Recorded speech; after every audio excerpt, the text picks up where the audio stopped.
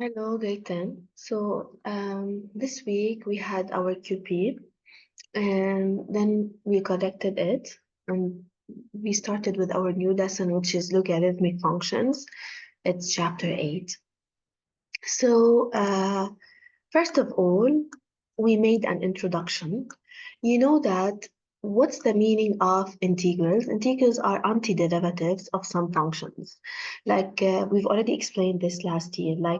What's the integral of 1 is x.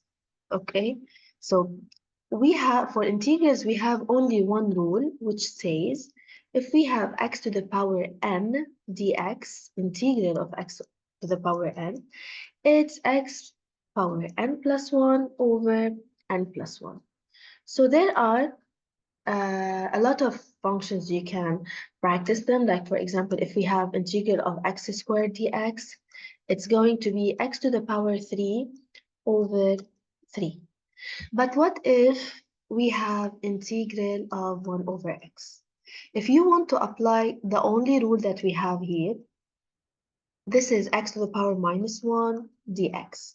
If you are going to apply this rule, then we will get x to the power 0 over 0, and x to the power 0 is 1 over 0. 1 over 0 is infinity. So it's not going to work out. All the functions they are going to have at integrals, except 1 over x, it's not going to work out. So what will happen in this case? So from now on, integral to 1 over x is dx is ln x. Okay, so ln, it's a new family that we are going to study its function. We are going to find its domain of definition. It's to find their limits, the derivatives. We are going to do study sign for these functions, and then we are going to draw its curve. So first of all that you have to know, of course, you can practice this on a calculator. Like for example, if you put on the calculator len 1, you will get 0. Len 2, you will get 0.6. Len 3, len 4, len 0.5. You can fill this table anyway. If you get len 0.5, you're going to get a negative number. Len 1 is 0, len 2 is 0.6, and so on. So after that, you will figure out that the len function, the logarithmic function, it has a positive input. Like you cannot have len minus 1. You're going to get to have error. Okay, you cannot have len minus 2, len minus infinity. This is error. So len starts from 0 point something. Okay, because len 0 it's minus infinity.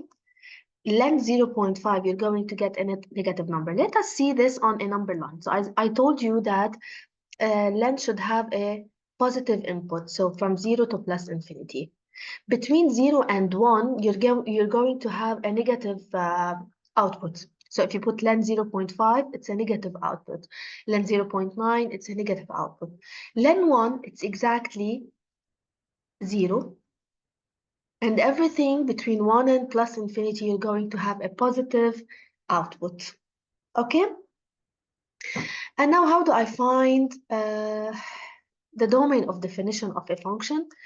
The domain of definition of len should always have a positive input, as I told you. So you take a condition, everything inside the len should be positive.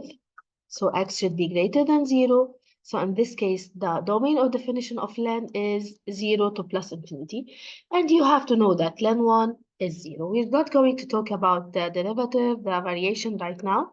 So let us practice exercise 1 in the book that talks about, sorry, the domain of definition. So I'm going to pick some of them, and we are going to calculate the domain of definition. I'm going to start with the first one, which is f of x equal minus x squared plus 2 plus len x.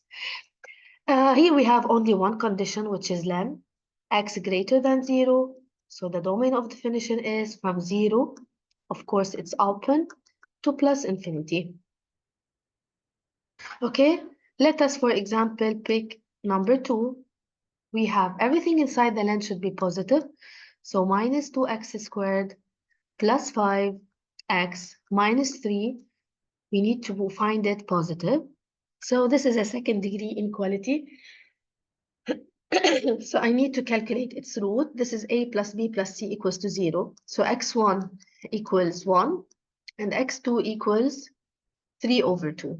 Because it's a second degree inequality, I need to put it on a table. So we have 3 over 2 and 1. We have here a negative. So same, opposite, same, opposite, same. I want it positive. So this is my domain. It's from 3 over 2 till 1. Both of them are open. So that's the domain of definition. Okay, let us pick another one. I'm going to take, for example, number 5.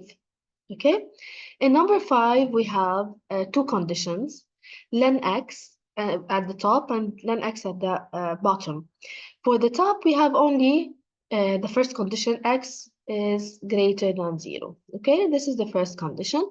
In the denominator, we have len x minus 1 cannot be 0 because it's a denominator. So I'm going to take this condition. Len x cannot be 1.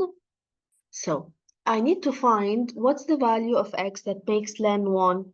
You can put this on the calculator, shift len if you want. So you will get like x cannot be 2.7 whatever. So this can be represented as e.